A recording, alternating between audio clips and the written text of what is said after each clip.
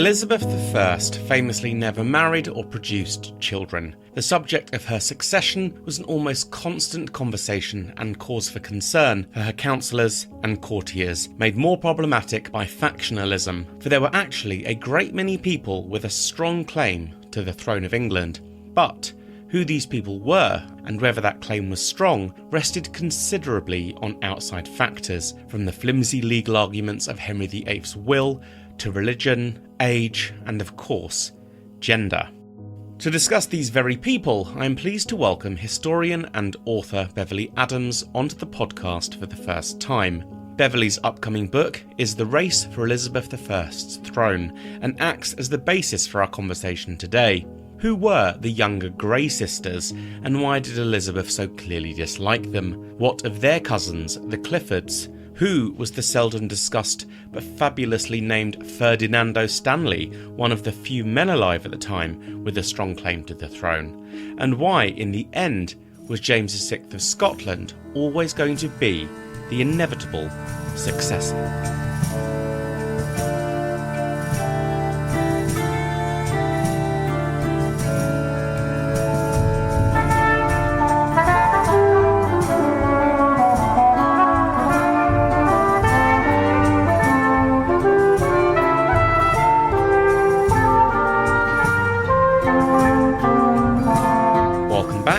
Tudor Chest Podcast, episode 101, The Race for Elizabeth I's Throne with Beverley Adams.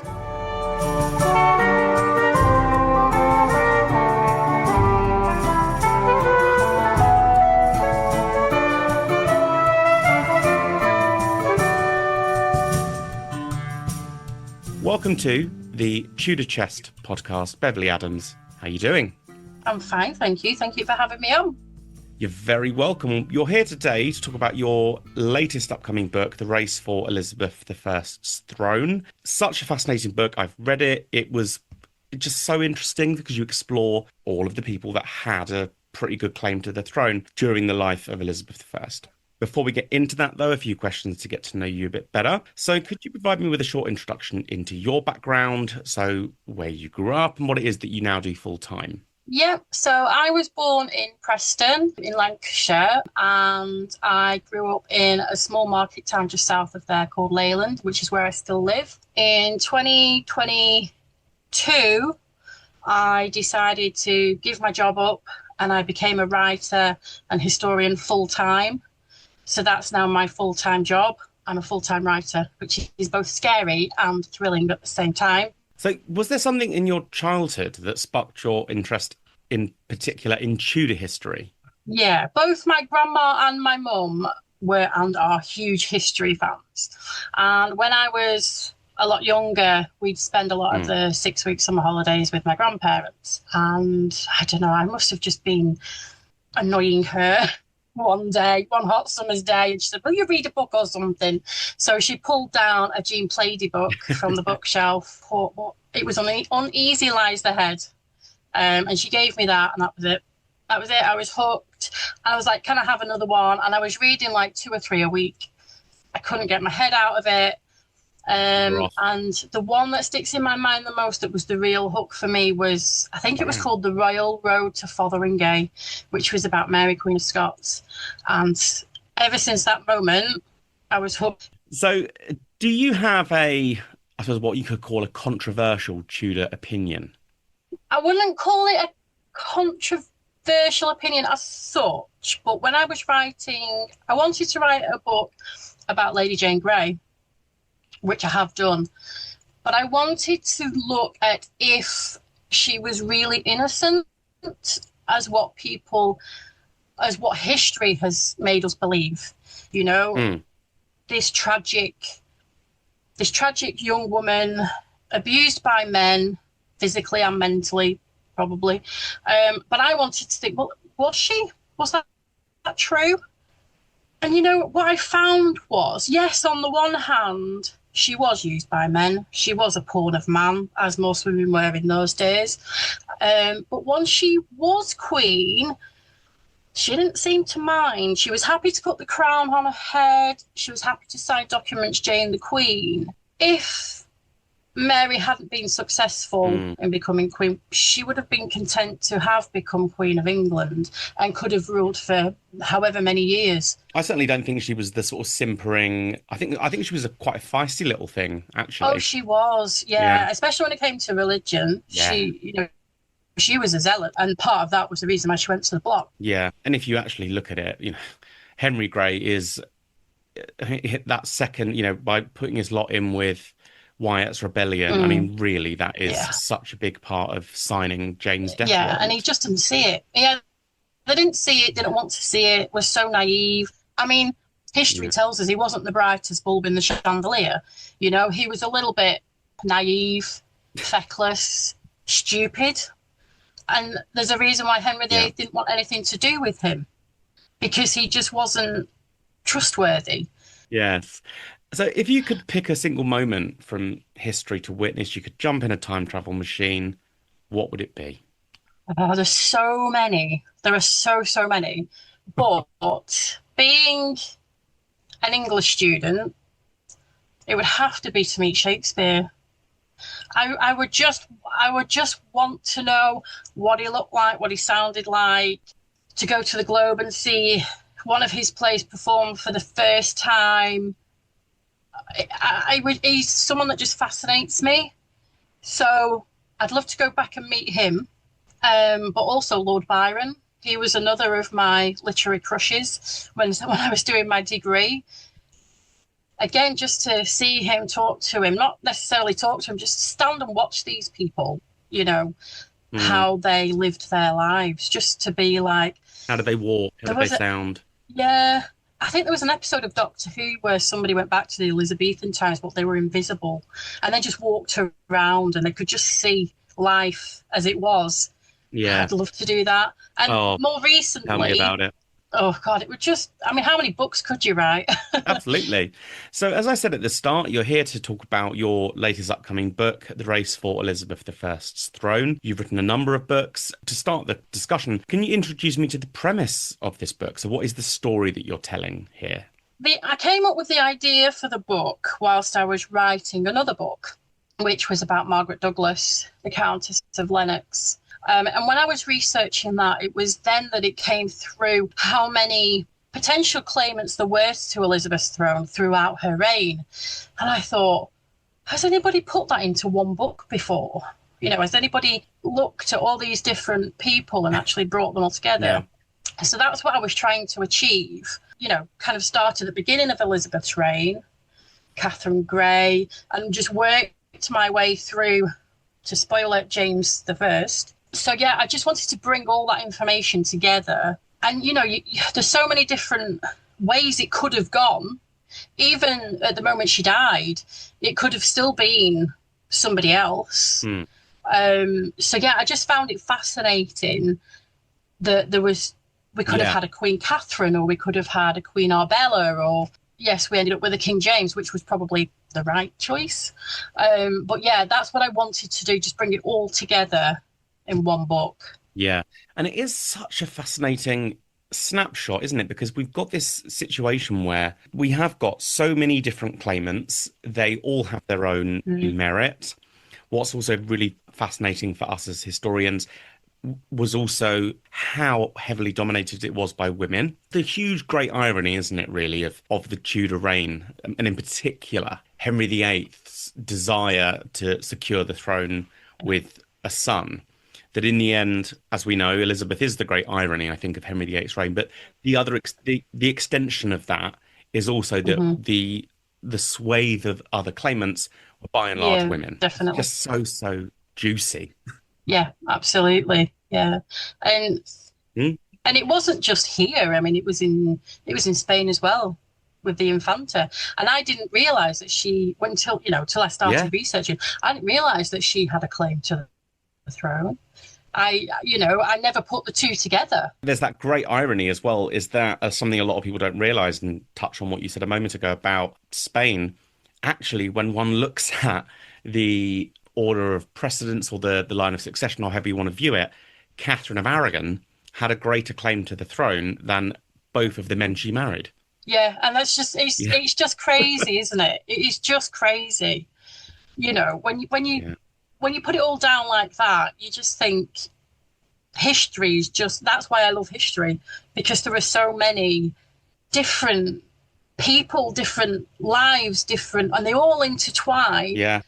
Well, the other thing is that there were also even by Elizabeth's reign, there were still some Plantagenets floating There about as were, well. I mean, yeah, descendants of and in the female line, but a prominent one was Henry, the great grandson of Margaret Pole, so a great great yeah, grandson of George, Duke of Clarence. So there were these people mm, floating about as well that are kind of also muddy the yeah. water somewhat. They're all on the fringes, aren't they, of what potentially could have been.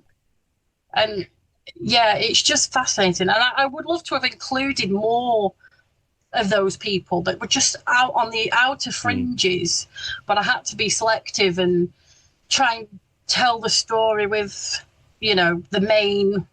the main Yeah, claimants, and then we always get back to Henry VIII's will. Well, he exactly. didn't want the Scottish On the line. subject of Henry VIII's will, do you briefly touch on the will of Henry VIII at the start of the book, and notably around the controversies that surround it? Because this, I suppose, really underpins the story that you're telling. So, what were those controversies that Mhm. made Henry VIII's will? Different interpretations could be taken from his will based on your own one's agenda. Yeah. So, what were the controversies here? Well, I mean, the first two, Elizabeth and Mary, they weren't legitimised by Henry. So he put them back into the order of succession, but he didn't legitimise them. So that immediately calls them into question. So when Edward VI dies, you could argue that he was right to name Jane as his successor because his half sisters were illegitimate, and that was the law. Yeah. So, and then there was the whole, he discounted his elder sister's line, Margaret, which is the Scottish line. Now, Yeah. again, that throws up a whole heap of mess because his niece, Margaret Douglas, was actually born in England. So the rule at the time was you couldn't have an alien, so someone who was born outside the Yeah. realm take the throne. But Margaret was born in England. So by rights, she could have had a legitimate claim. But for whatever reason, and we don't know what the reason is, Henry discounted that line. Now, whether that's because of the Scotland, Yeah. them being from another realm, or his dislike of James the Fourth, was it? Who he fell Yes. out? Well, he fell out with all of them, really, didn't he? At some point. So again, we kind of bypass the Scottish line and we go to Princess Mary's line, the Duchess of Suffolk, Queen of France, and we go down the Grey line, the Brandon and the Grey line. Yeah, I think Mary and Elizabeth were, I suppose, one Yeah, could argue that they were sort of insurance policies that he had in place that he could use. But yeah, I agree. I have sometimes wondered whether the barring of the Scottish line had something to do with the fact that it would have, because yeah, Margaret Tudor had sons that where Mary Tudor didn't. I've also sometimes wondered, was there a slight thing of Henry not wanting to leave the throne in a male line not of yeah, his begetting? yeah, quite That possibly. sometimes has occurred to me, that where Mary Tudor's line, yes, she had a couple of sons that died very young. Her grown children were daughters, and they had daughters. So I do wonder if is there Mhm. an element there of Henry going, I don't want a male line inheriting my throne that wasn't via me. And because we don't know Mm, exactly what his reasons were, it does leave us open to loads of different theories. And mm, yeah, that's an absolutely sound theory. yeah, Um, it could have been for any number of reasons, but he probably yeah, assumed Edward would marry and have sons of his own, and that would be that. But like you say, but if he didn't, he had Elizabeth and yeah. Mary. So the first claim to Elizabeth I's throne that you examine is that of the Suffolk Grey family, so Suffolk forward slash Grey. Can you introduce the claim for me? I think they are a better known family, certainly, than some of the others, but introduce the claim, how and who possessed it. Okay, so it was possessed by Catherine Grey and her younger sister Mary. They were the sisters of Lady Jane Grey. So Catherine was the eldest, and their claim came down through their mother, Frances, and she was the daughter of Henry VIII's sister, Princess Mary. Catherine and the younger Mary, you know, you kind of like to think that you learn from history, but they quite clearly didn't learn from their sister. Catherine married without Elizabeth's authority. Catherine's described as being pretty, vivacious, witty, you know, a good catch, especially if she's the heir to the throne. Elizabeth didn't like her because of that, and she married the Earl of Hertford, and she ended up getting pregnant by him and then had to confess all to Elizabeth. As you can imagine, she wasn't happy. She had a bit of temper, and she ended up throwing her in the Tower of London, where she gave birth to her son, Lord Beauchamp. So he then becomes a potential claimant and he's a boy. And I wanted to touch on that position of Catherine as the heir to the throne, but because you're basing the discussions around Henry VIII's will, and when we look at this, if one follows the orders of Henry VIII's will, Catherine is absolutely the heir presumptive to England. She is the Prince William to Elizabeth I's Charles III. Was she treated as such by the court? No. Elizabeth didn't like her. I mean, there were factions in the court that did support her, but Elizabeth didn't like her. So if Elizabeth didn't like her, did she ever really stand the chance? Perhaps not. Like I say, some factions of the court did support her and did try and promote her. I know she got on well with Robert Dudley, who was, of course, Elizabeth's favourite. Didn't she turn to Robert Dudley when she became pregnant? She did. Yeah, so it was him that had to break the news to Elizabeth that she'd married without permission and that she was in fact pregnant as well. So there were powerful men that did support her, but ultimately at the end of the day, Elizabeth didn't. Elizabeth just didn't like her. You know, whether it was through vanity because she was younger and prettier, or whether there was something in her personality she didn't like, we don't know. But Elizabeth just did not like her and would never have wanted her to take her throne. Now, potentially over time that might have thawed, but then Catherine went and got pregnant again while she was in the Tower of London. So it's just kind of like, come on, Catherine, you know, think with a long head. You know, because as you said earlier, things go south for Catherine because she marries Edward Seymour, the first Earl of Hertford, without the Queen's permission. This is a grave crime because she is the heir apparent. Yes. And that second son as well, I think we kind of can't overstate that this was huge for Elizabeth because Catherine is the heir to the throne. She gives birth to one son. She's imprisoned in the Tower of London. She's separated from her husband. She now gives birth to a second son. So we've got two boys of royal blood who are technically second and third in line to the throne. Yep.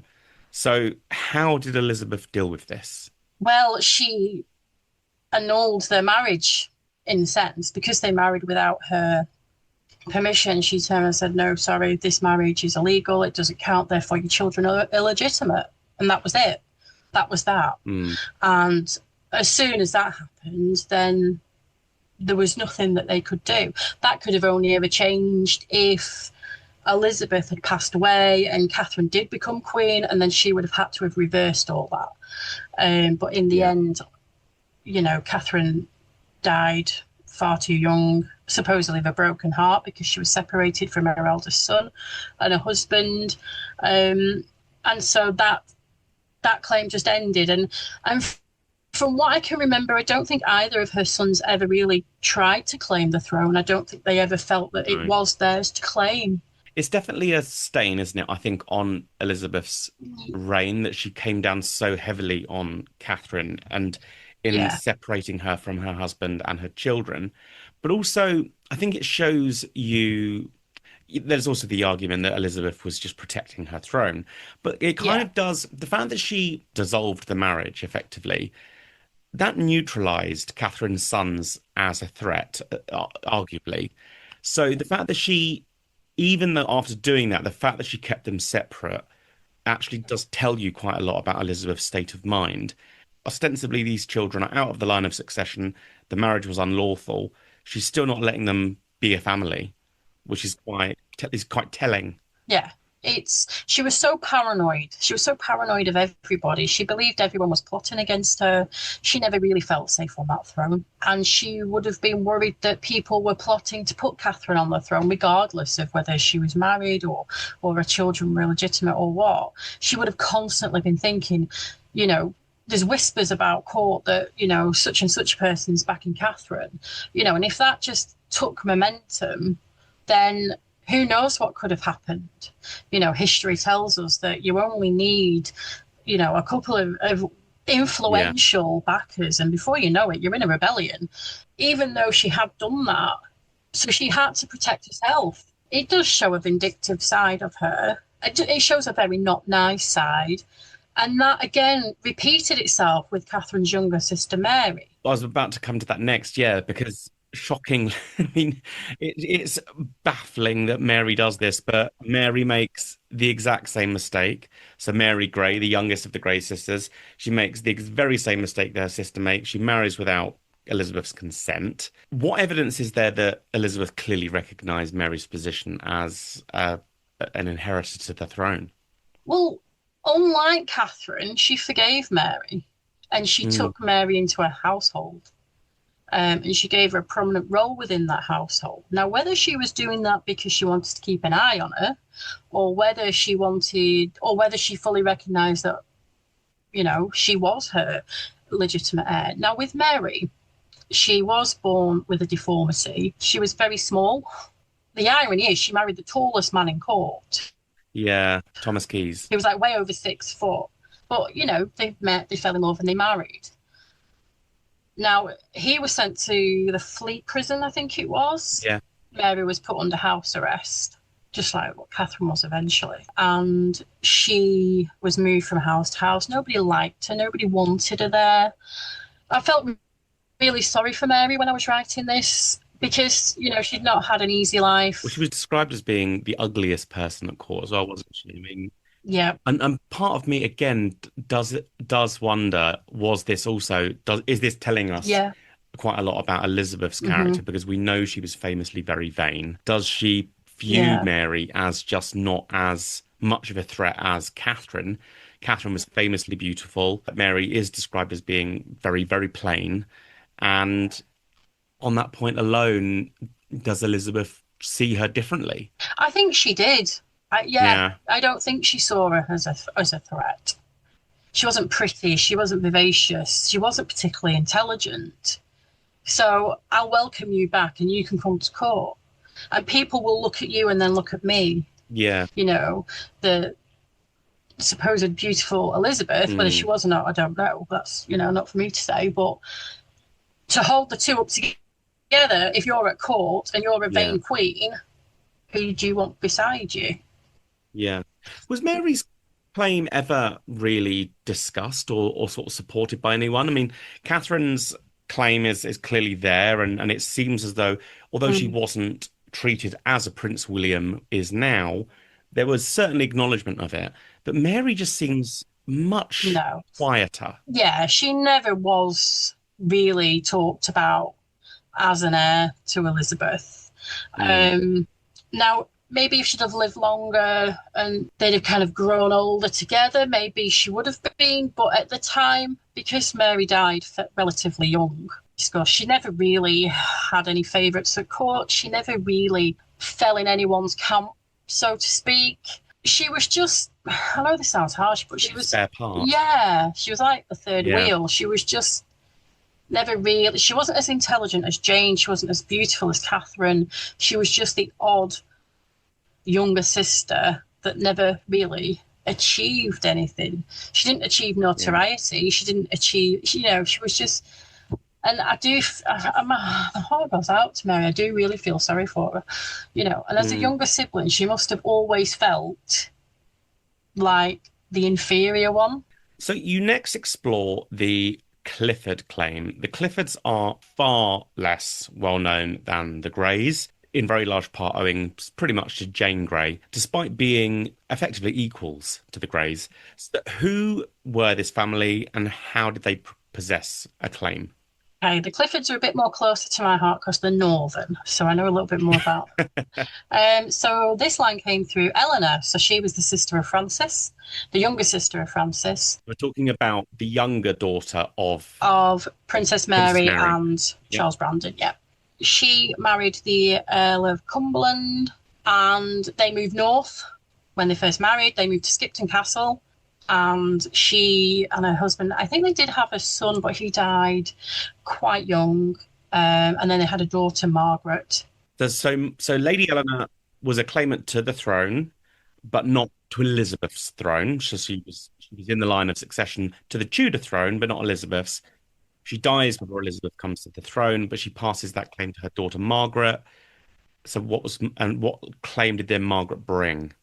So Margaret then married Henry Stanley, the Earl of Derby, which wasn't a great marriage, but they did have a son, and he was spectacularly named Ferdinando Stanley. So Margaret Clifford brings in the Stanley line. So she brings in a whole other noble family's bloodline to the claim. So they have Ferdinando. Now, Ferdinando has a daughter, Anne. Ferdinando passes away before his mother does, so it's actually Anne Stanley that takes on Margaret's claim. Yeah, and I definitely want to discuss Anne, but I want to spend a bit of time with Margaret because she was a figure that I did not know much about really before reading your book, and I've found myself going down a proper Margaret rabbit hole because she's brilliant. Like a lot of fun. She's the way you write, she was quite grand, very keen to advertise her royal blood. And the fact that she had this claim to the throne. So how did she do this? Well, I mean, she married well. I'll give her that. I mean, the Stanleys, where I'm from, it's a huge family around here. The Stanleys owned a lot of Lancashire back in the day. So she married the son of the Earl of Derby. Now, they had properties. They had a house in Latham. They had Knowsley Hall, which is a very vast estate. So the Cliffords, the Stanleys, they own pretty much the north of England up to probably the Percys in Northumberland. So she brings wealth, power, land, and she's united with somebody else who brings wealth, power, land. So they're in essence a power couple of Elizabethan England, an absolute power couple. And that makes her claim quite strong. You know, she was married for starters. She had a husband of noble blood, but like I say, that wasn't a successful marriage. He was a favourite of Elizabeth's. Henry Stanley was a favourite of Elizabeth's at one point, but Margaret was accused of plotting Elizabeth's death or trying to predict Elizabeth's death to find out when she'd become queen, which, you know, it's not the brightest thing to do, is it? I was going to ask you about that because it's just fabulously mad story about Margaret's physician being accused of being a wizard. So what happened here?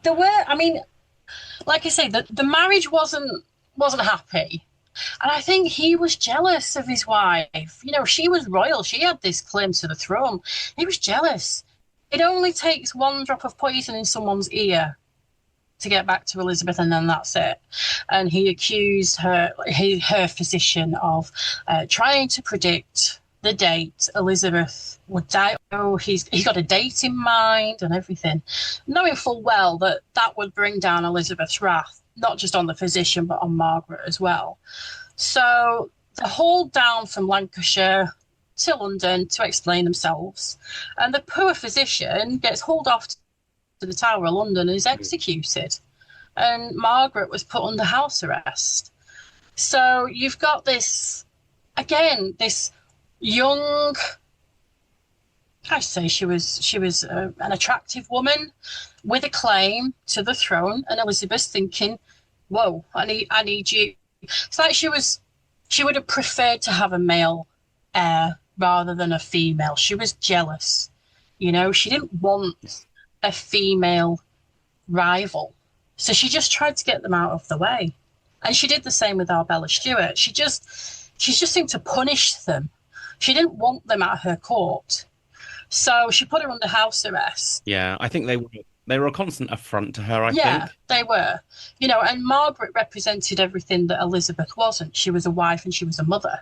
Whether Elizabeth had secretly wanted that, but felt that it wasn't right for her in her position, or, you know, and did she regret that? We don't know.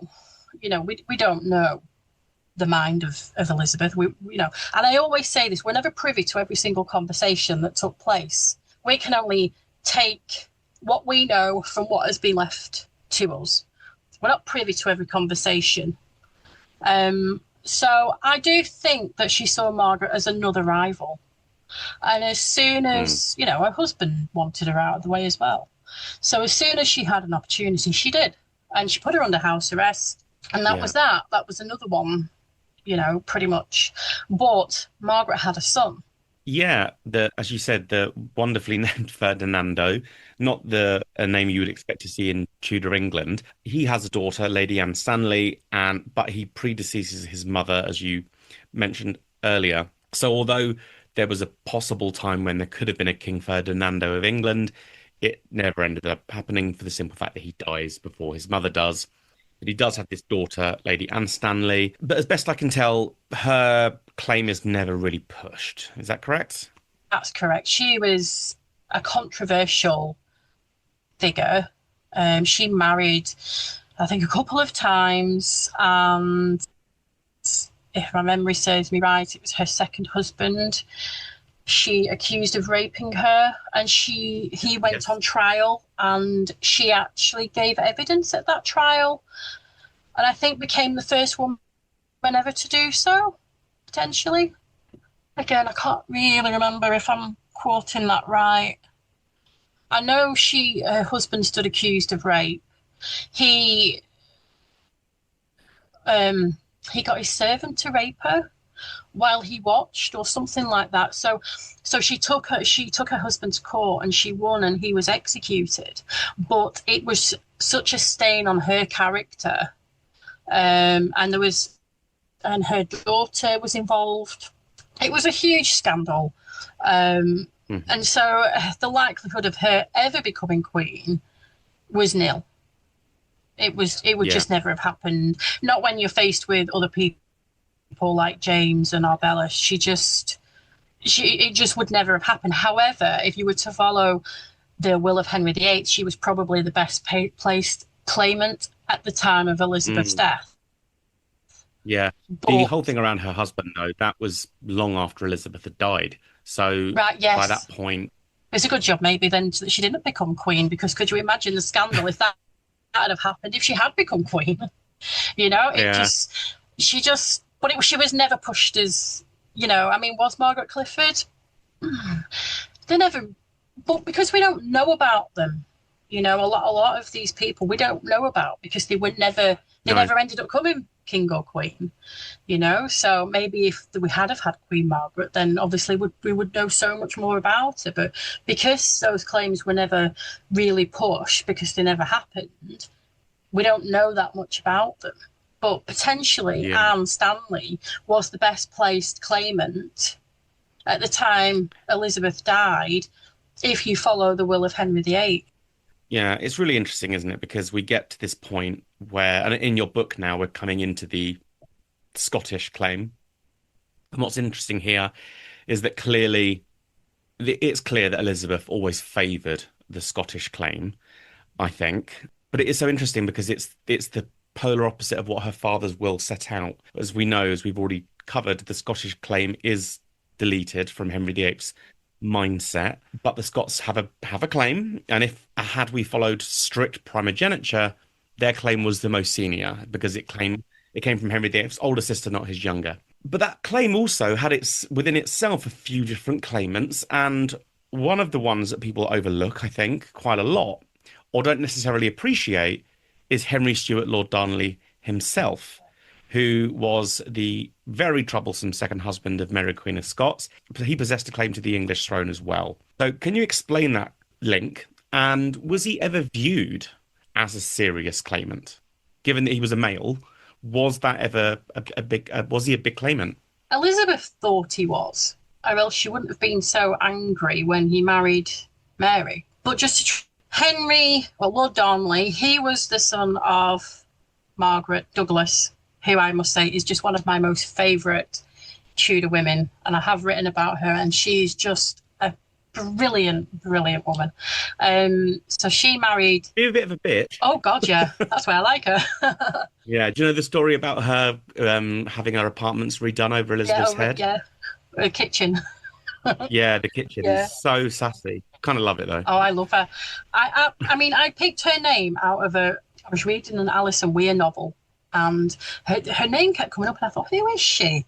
So I Googled her, and I just went down the rabbit hole, and I was like, I've got to write a book about this woman. She is brilliant. So she was the niece of Henry VIII, and she married Matthew Stewart, the Earl of Lennox. And their eldest surviving son was Lord Darnley. So he actually had a claim to the Scottish throne and the English throne, because his Scottish claim came down through his father, and the English one came down through his mother. And as I said earlier, she was born in England, so she had a right to that throne herself. So he was their eldest surviving son. When Mary's first husband, King Francis II, died, they sent Darnley over to France to make an impression on her, with the view of marrying the two together. That was their aim. Douglas wanted her son to marry the Queen of Scotland, and she was hell-bent on making sure that happened. She didn't care if she ended up in the Tower of London for the umpteenth time in her life. She knew what she wanted, and she wanted her son on the Scottish throne. So they did. They married. And obviously Mary is a claimant herself. Mary Queen of Scots is a claimant herself. So you've got a married couple here who both have a right to the English throne, and obviously one sits on the Scottish throne. So Elizabeth had Darnley and his father at the English court, because they were predominantly based in England. And she willingly sent his father back to Scotland because he'd had his lands confiscated by an earlier monarch, would have been a father probably, and he wanted them back, and he thought, well, now Mary's on the throne, I might stand a better chance. So he went to Scotland to try and petition her to have them reinstated. And then after a few weeks, maybe I should go to Scotland, Your Majesty. Maybe I should, try and help my father, get his lands back. And she said, well, okay, but you've got to both come back. I'm not sending you for you to stay up there. You're too much of a flight risk. I want you both to come back straight away. Of course, Your Majesty. And off he shot. And he went straight to Wemyss Castle, which is where Mary was staying at the time, and he wooed her, and, they married, and we all know the story of their marriage, disaster from start to finish. But they did end up having James the Sixth, and Darnley was murdered, and he was only, 21, 22? Yeah, but I think he might have been a bit young. I think he was about 20. Yeah, and he was just a rascal, for want of a better word. He was a rascal, But then, obviously, the whole, was Mary involved in her husband's murder? That just lingered over her. She lost her throne. She came to England. Elizabeth kept her prisoner again, another beautiful, attractive woman with a claim to her throne. I know, I'll lock her up. Then she's not a problem. So, but she went one step further with Mary, didn't she? She cut her head off. Yes, cut her head off, which is a big difference. Yeah. So I bet she wished she was done under house arrest. But no, so she sent Mary to the block. Darnley was already dead, but there was James. Yes, and as we know, it is James that is the eventual successor to Elizabeth's throne. It Do is. you think that ultimately it was always going to be James who won out? We've discussed a lot of other claimants, but there feels like a certain inevitability with James. Yeah, Would you agree? I agree. I think, yeah. And I think a lot of her trusted advisors were pushing for James too, like Cecil. Um, and she listened to him, and he had an influence over her. And what threat was James to her? It wasn't. Hmm. He was north of the border. He had his own realm to deal with, which was unruly and always at war with itself. You know, so he was okay. He was at our length. She could sit comfortably on her throne in England, knowing that James was more than taken care of in Scotland, and he was a man. You know, I was he about to wasn't say, a is threat. it too reductive? Is it too reductive to say he had a penis? That was kind of what sold it. Pretty much. And he was a Protestant, you know. Yeah. Margaret Douglas was a Yeah. Catholic and raised both her sons Catholic. So that in itself was probably a non starter for a lot of people. But Yep. James was a man, Protestant, although he might have flirted with the Catholicism through his wife.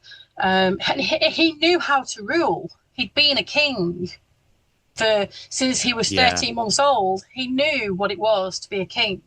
And she must have felt an element of security in passing the throne to someone who knew really what to do with it, how to, Yeah. how to rule in effect, because he'd done it all his life. And, Yeah. you know,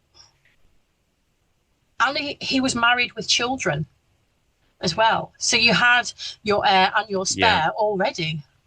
So if you were an English Yeah. The statesman, Genesee was shorter. um, if you were an English statesman, all right, you might not have been too pleased about the fact he was Scottish, but would you have wanted a Scottish man who was married with two sons, or would you have wanted Arbella Stewart, who was a young, and she married without royal um, approval as well, so it must have run in the family.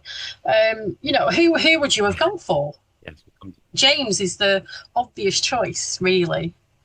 And you've got your heir and a spare, and it was the spare that ended up becoming king. But you can see the future with James.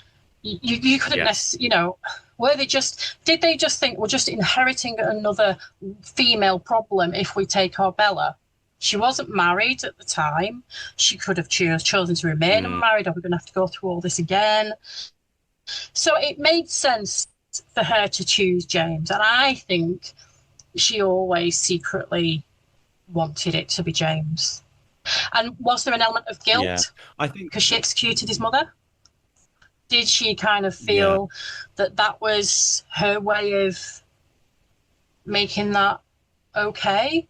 I mean, James never knew his mother, but Mm. still, Elizabeth was responsible for the death.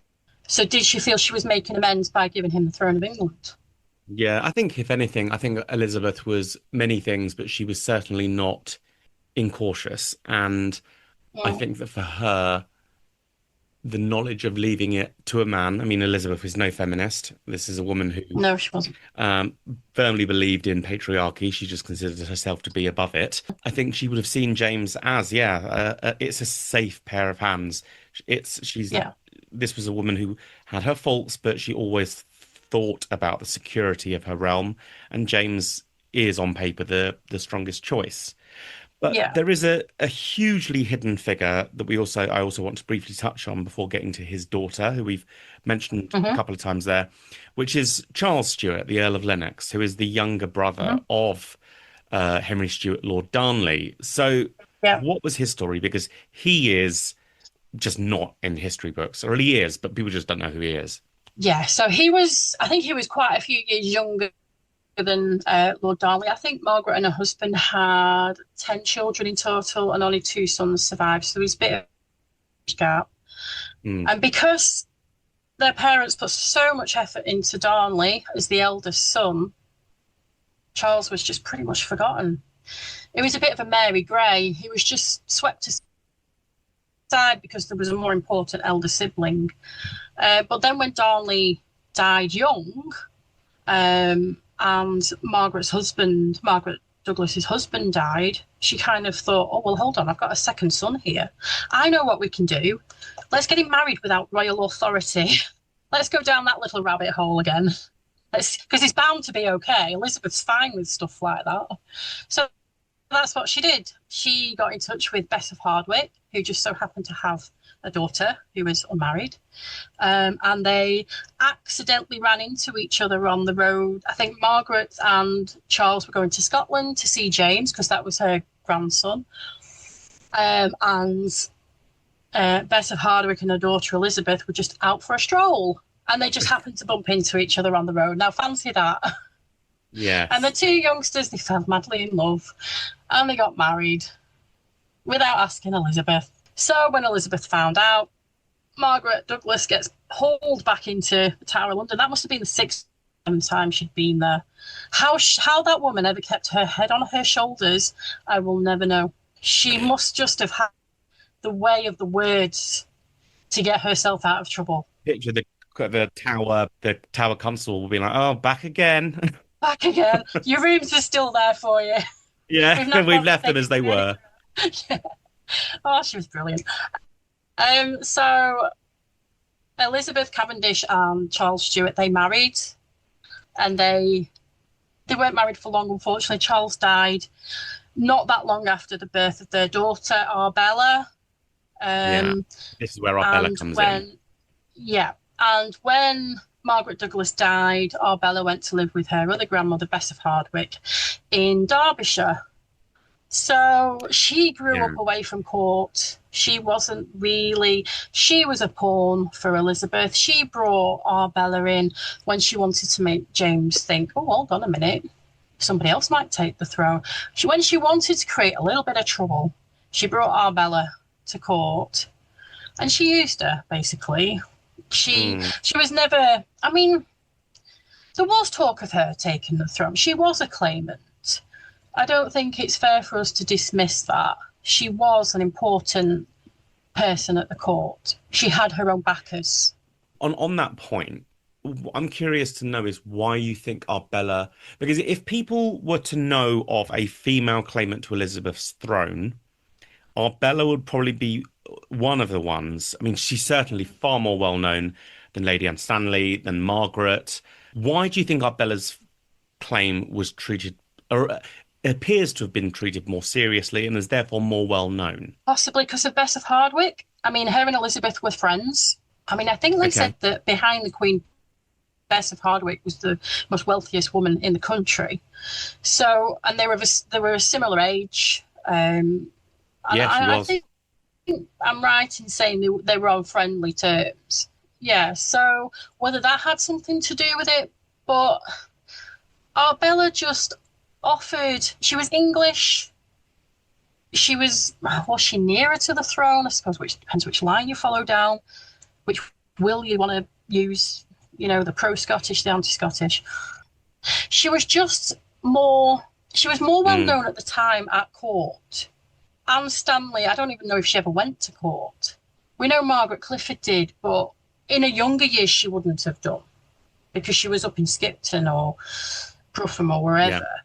I imagine Elizabeth knew more of Arbella through Bess than she did of any of the others. And so therefore her courtiers would have done as well. So we have more portraits, more is written down about her.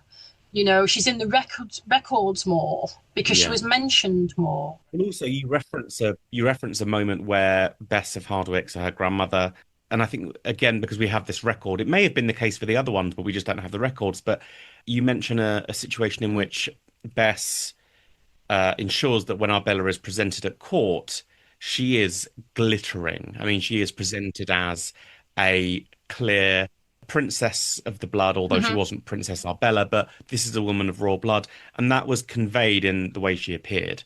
Yes. Bess spared no expense. When Arbella was called to court, she sent her there with the perfect manners, perfect etiquette. Like you say, she was dripping in diamonds or pearls or whatever. She looked like an heir to the throne. Yeah, you she looked know, the part. and that wasn't just for Elizabeth's benefit, it was for the courtiers' benefit. Because if she realistically wanted to be queen, she would have to have won over the courtiers as well, because they would have wanted a man, you know, regardless of nationality, they wanted a man. You know, we can't get away from that fact. A king was always preferred over a queen, and they were both blood of the royal blood. So so she had to do a lot more than James ever did to be in the frame to be the heir. And she looked the part, she sounded the part. And I think because of that, like I said, she was talked about more. People talked of her more. She also makes the major mistake that the Grey sisters make. So Arbella marries in secret, but this time it's actually a bit more complex because she marries a man of royal blood as well. We're not just talking about a nobleman, we're talking about the man she marries has royal blood. What happened here? Who is this man? So he's the grandson of Catherine Grey, so he has royal blood. And instead of it being Elizabeth, it was James. She married without his consent because obviously they were first cousins. James and Arbella were first cousins. And James tried to include Arbella in the court, but he stalled over her marriage, and like you say, we went down that rabbit hole. She married without consent. They were both sent to the Tower. It is like history literally repeating itself. They were both sent to the Tower. But before Arbella got sent to the Tower, they both actually managed to escape. And they managed to get to the coast of France. Now, he hot-footed it into France, didn't wait for her, let her get recaptured. And she ended up at the Tower. So that was it for her in terms of royal circles. She remained in the Tower for the rest of her life. I don't think she was that old when she passed away. Yeah, she died, I think she's about 39, 40. Wasn't there accusations of madness Possibly, as well? Possibly, but if you've been locked up in the Tower of London for that many years, it's bound to have an effect on your mental stability. So yes, possibly. Yeah. But it's fair to say that Arbella had a decent shout at being queen. Now, if she wasn't up against a man, and it had been, I don't know, another cousin, if Darnley and Mary had a daughter, then that's a different ball game, because you would probably go for Arbella because she was English. Yeah. But the fact that James is a man trumps everything, I think. A man married with children as well. Yeah. Yeah, and I think that's also then what makes Arbella's marriage during the reign of James I of England, as he became, problematic for James as well, because she's marrying the grandson of Lady Catherine Grey. So here we've got a marriage where both parties have royal blood, and one of those obviously is a man. So you can kind of understand why James came down so heavily on them, and exactly what Elizabeth would have done. Yeah. Oh God, she would have had them both locked up. She'd have poor Arbella. But if I was James, and my cousin married the grandson of one of my predecessor's heirs, I'd be thinking, hold on a minute. If he was her heir, he could be mine as well. Me for my throne, So I totally understand where James was coming from, but at the same time, he could have quite easily contained that situation, allowed Arbella to marry him, and they could have lived at court. He had his children, but he had he was established, he had his children. There was no threat to his throne in the same way Elizabeth felt a threat. So I can understand why he came down hard on them, but if he'd have just, he did initially give his order. He told her to go marry an Englishman of good blood, he said, or good stock or something like that. And that's what she did. He just didn't like the choice, particular man that she chose, because he potentially posed a threat to him by the very fact he was the grandson of one of Elizabeth's heirs, which automatically made him a threat to his throne. So not that I ever think he was ever under any threat. But I can see why he wasn't happy about Yeah. it. Well, my final question for you then mirrors very much chapter 7 of your book, which is the simple question, was James VI of Scotland the right choice for England, in your opinion?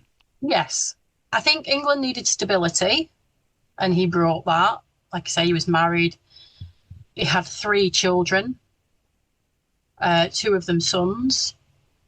And he was a Protestant. And so he ticked pretty much every box that you would want to be a king. He had his queen, he had his princes and princess. They were a solid family till they got down here. And then he knew how to rule. He knew how to help what it was to be a king. He ended all wars because he